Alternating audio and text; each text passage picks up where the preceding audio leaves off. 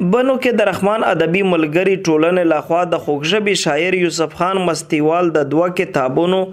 خزان خو یا سپارلی او زما غزل کې ستا تصویر مخکتنه او د عمر دراز مروت د یاد دستوره او مشاعره شوي چې پکې د بنو نه پرته د لکې مروت کارک او شمالي وزیرستان نه راغلو شاعرانو ادیبانو په زیات شمیر سره برخه اخیسته. لومړی برخه کې ویناوالو د یوسف مستیوال په 2 کتابونو او د عمر دراز مروت په ژوند او فن باندې بشپړې ویناګانې وکړې چې د ویناګانو نه وروسته یوه ازاده مشاعره وشوه. باڼه د برند سترګو هسې نیغ یې راولاړ وي طاهر یې چې کتل و مخته زیر وکړي او د شي دلته مچس او تیلې څوک نه ساتي دلته انسان له بل انسانه سوځي او په ځمکه اور مونږ په خپله بل کړو تندي مو ځکه له اسمانه سوځي. پرون راته چا ویل چې یا شاعره ګناهګاره سندرې نورې مه وایه کافره ګناهګاره امید دې زړه به مې یار نه بدوي که په خطا او ورخطا پوهیږي او نه به ادریس نه به درد پاتې وي د زړه په درد یې چې دنیا پوهیږي.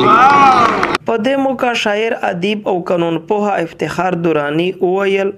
دغه ډول دستورې د راتلونکي د پاره ډېرې ګټورې او موثرې ثابتېدلی شي چې د کلتور او ادب ژغورلو او ژبه ته وده ورکولو کې بنیادي کردار لوبوي. د وطن په ستونزې باندې خبره دي د قوم په دغه حالې ځلې باندې چې کوم حالات دي په دغه دي د پښتنې په د زبوحالي باندې خبرې وشوې د هغې دپاره تجاویز یا پیښل د غیرت دپاره د پښتنې د چګولو دپاره ډېرې خبرې وشوې نو دا ټول شیونه چې کوم دي مو تر پامه ډېر ضروري دي او دغه وخت سخت ضرورت ته ویلې چې داسې نیره شیونه چې څومره دي اتو د خپل تهذیب نه لرې کوي او جدا کوي دي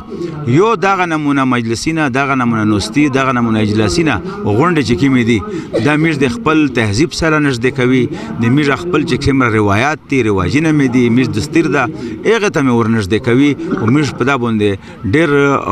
ویاړیا کوي فخر یا پکوي او د خلکو ته شاباسي ورکوي. په دې موقع رحمان ادبي ملګری تنظیم مشرانو دا هم وویل دوی به راتلونکو کې هم د ژبې او ادب د ودې دپاره دغه ډول دستورې مشاعرې او د خپلو مشرانو د یاد غونډې دغه رنګ دوامداره ساتي. د کیمرامن افتاب خان سره گوهر وزیر خیبر نیوز بنو.